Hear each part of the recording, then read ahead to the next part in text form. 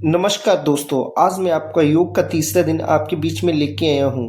और परमात्मा के नेम को याद करते हुए आज मैं आपको बताने जा रहा हूँ पेट से संबंधित कौन कौन से योग किए जाते हैं और जिसमें हमारा कब्ज और कमर दर्द और पेट की जुड़ी सारी समस्याएं एकदम ठीक हो जाएंगी। और जो कि हमारी गलत जीवन शैली, देर तक बैठना, तनाव और असंतुलित भोजन के कारण हमें ये कमज़ोर कर दिया है और हमारा प्रभाव पेट पर और कमर पर पड़ता है। जब पेट ठीक नहीं रहता तो पूरा शरीर थका थका और भारी महसूस करता है। आज हम जिस योगासन का अभ्यास कराने जा रहे हैं उनका नाम है उत्तान पादासन। यह आसन पेट की मांसपेशियों को सक्रिय करता है, आंतों को जागृत करता है और कमर को मजबूती प्रदान करता है। नियमित अभ्यास से कब्ज से राहत, पाचन में सुधार और कमर दर्द में आराम मिलता है। चलिए शुरू कीजिए। परमात्मा के नेम से कर लीजिए अपने इष्ट देव को याद और शुरू करिए आज के दिन का योगासन। और शुरू करते हैं आज हम अपनी अगले क्रियाएं। अब शुरू करते हैं उदर प्रदेश अंग की क्रियाएं, यानी पहला आसन उत्तान पादासन। इसको क्रिया को करना कैसे, आपको पीठ के बल लेट जाना है और हाथों को सीधा करके पास में रख लेना है और इस क्रिया में अपनी पैरों को 60 अंश के कोण पे उठाना है। इस क्रिया को आपको 2 मिनट तक हो सके तो रोक सकें, फिर उसके बाद में उसको वापस आना है। ऊपर जाते समय आप श्वास लेंगे और नीचे आते समय आप श्वास को छोड़ेंगे।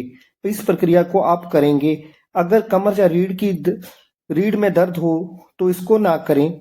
और इससे क्या फायदा होगा आपका, जिसे हम लोग नबी कहते हैं या नाप कहते हैं, वो हट जाती है, वो ठीक हो जाती है, जिसे धर्म भी कहा जाता है। पेट की चर्बी कम करता है। कब्ज के लिए ये रामबाण है। पीठ, कमर एवं पेट की मांसपेशियों के लिए ये मजबूती प्रदान करता है और वायु विकार को ये खत्म करता है। इस प्रक्रिया को आपको पहले धीरे धीरे चालू करें। पहले 30 सेकंड तक रुकें, फिर वापस आएं। जितना हो सके उतना करें, ज्यादा देर आपको रुकने की कोई जरूरत नहीं है। अब चालू करते हैं गति में उत्तान पाद आसन। इस आसन के लिए आपको क्या करना है, पीठ के बल जमीन पर लेट जाएं, हथेलियां अगल बगल में रखनी है और श्वास लेते समय पैर को इतना उठाएं कि समकोण की आकृति निर्मित हो। कुछ देर रुकें और श्वास छोड़ते हुए वापस मूल अवस्था में आ जाएं। इस प्रकार फिर बाएं पैर से उठाना है। इस क्रिया को आपको करीबन 5-5, 6-6 बार दोनों पैरों से करना है। पहले बाएं से कीजिए, फिर आप इसको दाएं पैर से कीजिए। इसके फायदे क्या होते हैं, जितना भी हमारे पेट से संबंधित दिखते हैं, पाचन तंत्र सही होता है। पीठ के नीचे के हिस्से की जो मांसपेशियां होती हैं वो मजबूत होती हैं और लोच और लचक पैदा होती है। इस प्रक्रिया को आपको पहले एक पैर से 5 से 6 बार करना है, फिर दूसरे पैर से आपको 5 से 6 बार करना है। इसको करीबन 3 से 4 बार जरूर किया करें, तो इससे आपकी मजबूती होगी, कब्ज जैसी दिक्कतें दूर होंगी। इस योग क्रिया को आप रोज जरूर किया करें। इससे जो है कि बैक साइड की जो चर्बी है वो भी कम होती है। तो जिन्होंने अभी तक मेरे चैनल को लाइक, सब्सक्राइब और शेयर नहीं किया है तो आप कृपया करके इस चैनल को लाइक, सब्सक्राइब जरूर कर दें, जिससे कि मेरा भी मोटिवेशंस बना रहे। अब शुरू करते हैं पैरों द्वारा वृत्त बनाना, यानी पाद वृत्त आसन। इस क्रिया में आप सब आसन में लेट जाएं। पहले बाएं पैर को सीधा उठाएं और उसे आप तरफ गोल गोल उसका चक्कर घुमाएं। इस क्रिया को आपको 4 से 5 बार करना है। फिर उसी पैर को आपको जस्ट अपोजिट एंटी क्लॉकवाइज उसको घुमाना है। इस क्रिया को पहले आप एक पैर से करेंगे, फिर वही क्रिया आपको दूसरे पैर से पहले आपको सीधा घुमाना है, फिर उसका जस्ट अपोजिट एंटी क्लॉकवाइज उल्टा घुमाना है। इस प्रक्रिया में आपकी जो श्वास प्रवास प्रक्रिया होती है वो सामान्य रहती है। ये क्या करता है, इसके क्या फायदे होते हैं, जितने भी पेट से संबंधित यानी उदर प्रदेश से संबंधित जितने भी दिखते हैं उनको ठीक करता है। पाचन तंत्र को ठीक करता है। पीठ के निचले हिस्से को, जो भाग की पेशियां होती हैं, उसको मजबूत करता है। लोच और लचक पैदा करता है। जिनको कमर दर्द होती है उनको ठीक करता है। जिनको कोई साइटिका जैसी कोई दिक्कत हो उसको ये ठीक करता है। इस प्रक्रिया को आपको रोज करना चाहिए, नियमित रूप से करना चाहिए, जो कमर दर्द से पीड़ित हैं। अब ये सुप्त पाद संचालन क्रिया, इसमें आपको जमीन पे लेट जाना है। पहले बाएं पैर को अपना 2 फीट जमीन से ऊपर उठाकर इतना मोड़ना है कि आपका जो बायां पैर है आपके पेट तक, जहां तक पहुंच सके आपको पहुंचाने की कोशिश करनी है। और इस प्रक्रिया को पहले आपको 5-7 बार बाएं पैर को करना है, फिर दाहिने पैर को इसको 5-7 बार करना है। इस प्रक्रिया को करने से आपके पेट की चर्बी जो है कम करता है, जो पाचन तंत्र है उसको मजबूत करके करता है और कब्ज को दूर करता है। अगर नाभि अपनी जगह से हट जाती है तो उसको ठीक करता है। घुटने हुए, जांघ हुई या पिंडलियां जो हुई हैं उनमें रक्त संचार सही ढंग से मजबूती से बनाता है। पैरों में जो कंपन होता है उससे सही ढंग से उसको निजात करता है। इस प्रक्रिया को आपको दोनों पैरों से पहले 4-4 बार चालू करें, फिर इससे धीरे धीरे थोड़ा थोड़ा हो सके तो बढ़ा लें आप। अगर कहीं पे दर्द महसूस हो तो आराम कर लें, फिर उस क्रिया को आप दोबारा चालू कर दें।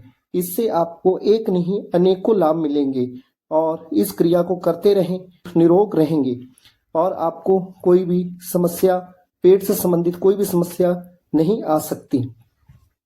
अब इसके बाद में अगली क्रिया चालू करते हैं, पाद संचालन क्रिया। इसमें आपको क्या करना है, पहले एक पैर उठाना है और उसको इस टाइप से आपको चलाना है जैसे आपको साइकिल चलाना है। आप इसको साइकिल को पैडल मारिए जैसे आप साइकिल चलाते हैं।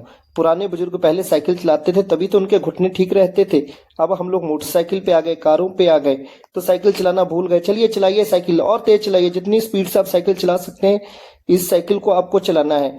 साइकिल चलाते समय फिर पहले आपको सीधे पैडल मारने हैं, फिर उल्टी साइड में पैडल मारने हैं और पैडल को मारते समय आपको दर्द को हल्का फुल्का महसूस करना है। इससे आपको जो है पेट से संबंधित लाभ मिलता है। टखने, पिंडलियां, घुटने, जांघ आदि पेन को ठीक रहता है और कमर दर्द को आराम मिलता है। जोड़ों खुलकर मांसपेशियां जो होती हैं वो सही ढंग से काम करती हैं और वायु से संबंधित जो क्रियाएं होती हैं वो ठीक होती हैं। मोटापे को ये बहुत जल्दी कम करता है। इस क्रिया को आपको 3 से 4 मिनट तक करें। अगर थक जाएं तो विराम कर लें और आराम से इसको करें, कोई जल्दीबाजी ना करें। और जिन्होंने साइकिल नहीं चलाया वो कमेंट बॉक्स में जरूर लिखें कि हमने कभी आज तक साइकिल नहीं चलाया। जिन्होंने चलाया तो वो यस जरूर लिखें कि हाँ भाई हमने साइकिल चलाया है।